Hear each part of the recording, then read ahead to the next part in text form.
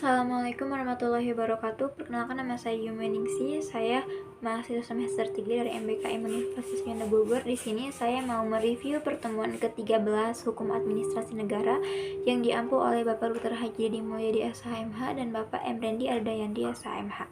Langsung saja mengenai keputusan tata usaha negara atau basicking, yaitu A. Ciri-ciri keputusan tata usaha negara atau keputusan administratif, yaitu sifat norma hukum keputusan adalah individual konkret yang dijabarkan dalam 4 segi sifat norma hukum, yaitu meliputi 1. Norma umum abstrak, misalnya undang-undang, lalu norma individual konkret, misalnya keputusan tata usaha negara, lalu norma umum konkret, misalnya rambu-rambu lalu lintas yang dipasang di suatu tempat tertentu. Rambu itu berlaku bagi semua pemakai jalan, namun hanya berlaku untuk tempat itu.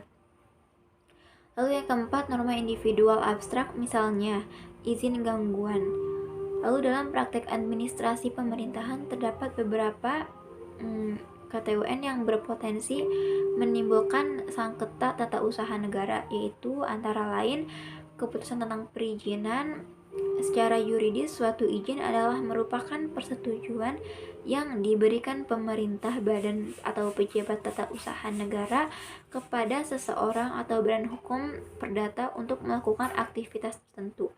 Lalu menurut Philips M. Hajon, tujuan diadakannya perjanjian pada pokoknya adalah untuk 1. Mengarahkan atau mengendalikan aktivitas tertentu, misal izin prinsip IMB, izin pertambangan, izin pengusahaan hutan, dan izin berburu, dan lain berikutnya. Lalu yaitu mencegah bahaya atau gangguan, misal gangguan atau hinder ordonansi, AMDAL, dan sebagai berikut. Lalu melindungi objek tertentu, misal izin masuk objek wisata, cagar budaya, dan sebagai berikut. Lalu distribusi benda atau barang langka, misal izin trayek, izin perdagangan swasta langka, dan sebagai berikut. Lalu selanjutnya itu seleksi orang atau aktivitas tertentu, misal SIM, izin memiliki senjata api, lalu izin penelitian, dan juga sebagai berikut. Lalu keputusan tentang status hukum, hak dan kewajiban.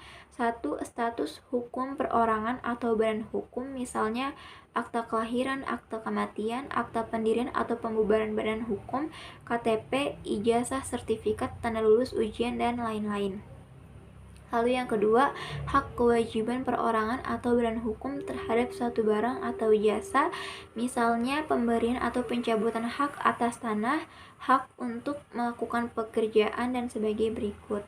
Lalu keputusan tentang kepegawaian, yaitu yang pertama, keputusan tentang mutasi PNS, di mana pegawai yang dimutasi keberatan karena merasa dirugikan, menghambat karir, atau karena mutasi itu dianggap sebagai hukuman disiplin terselubung. Lalu yang kedua itu ada keputusan tentang hukuman disiplin PNS, di mana pegawai yang bersangkutan menganggap hukuman itu tidak sesuai dengan prosedur atau tidak adil. Lalu yang ketiga itu keputusan tentang pemberhentian PNS, misalnya dalam rangka perampingan pegawai atau likuidasi suatu instansi, dan sebagai berikut. Lalu 5 dampak keputusan terhadap orang sebagai berikut. 1. Keputusan dalam rangka ketentuan-ketentuan larangan dan atau ketentuan perintah. Yang kedua yaitu perizinan. Yang ketiga yaitu dispensi. Yang keempat itu konsensi. Lalu selanjutnya ada keputusan-keputusan yang menyediakan sejumlah uang. Contohnya, subsidi diberikan karena pemerintah ingin melancarkan kegiatan-kegiatan masyarakat.